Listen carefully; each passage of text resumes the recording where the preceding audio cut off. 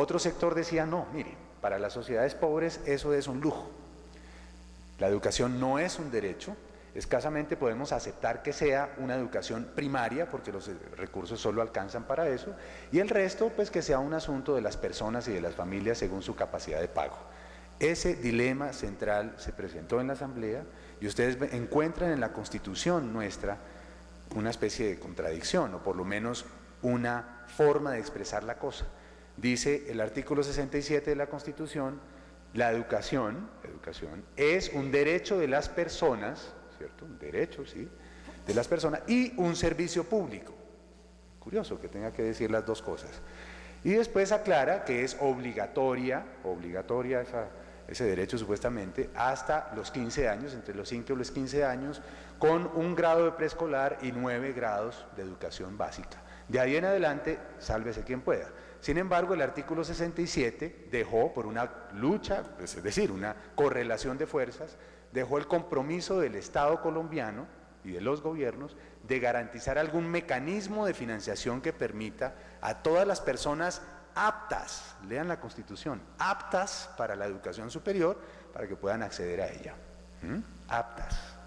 Entonces, ahí hay una serie de sesgos y de cosas que quedaron puestas en la Constitución, y efectivamente eso, pues en principio empezó a generar el desarrollo del debate que hemos tenido hasta hoy.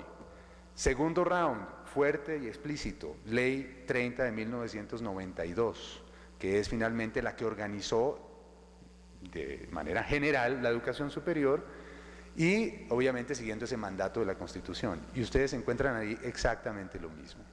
La idea otra vez de si nos vamos por la vía del mercado, donde las personas, de acuerdo a su capacidad de pago, ¿sí?, resuelven el problema, o nos vamos por la vía de un financiamiento público que busque universalidad y sostenibilidad pública del derecho. Bueno, pues vuelve a ocurrir lo mismo.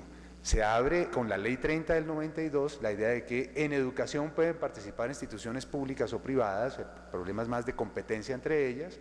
El Estado tiende a ser más bien un regulador que garantice calidad y competitividad, y se deja, por también correlación de fuerzas, en los artículos 86 y 87, un mandato que sí es muy importante, de sostenibilidad de la financiación pública, ¿sí?, de la educación superior.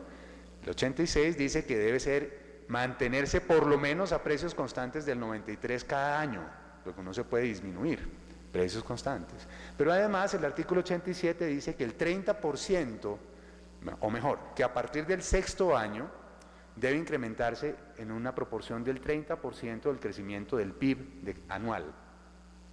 Es un mandato de ley.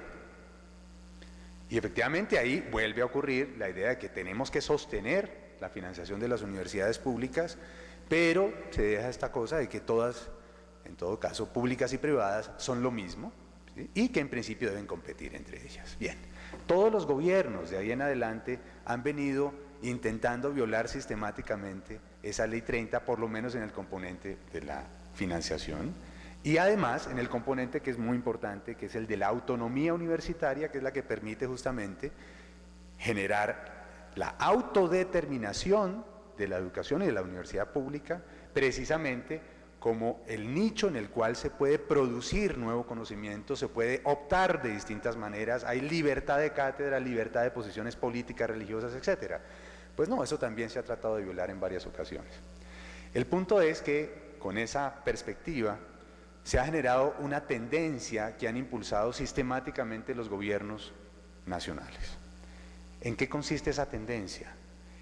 En generar unos mecanismos de transformación de la organización del financiamiento de la educación superior, pública en particular, que se parece mucho a lo que ha ocurrido en salud con la Ley 100. Se parece mucho porque tiene los mismos fundamentos teóricos, políticos y éticos. ¿Y en qué consiste esa transformación progresiva? En considerar la educación superior como un bien privado, individual, de usufructo y por tanto beneficio individual, que consiste en que cuando yo voy a la universidad adquiero una serie de competencias, ojo a esta palabrita, que me permite llegar al mercado y entrar con más capacidad de venta de mi fuerza de trabajo, y por tanto recibo una remuneración mayor.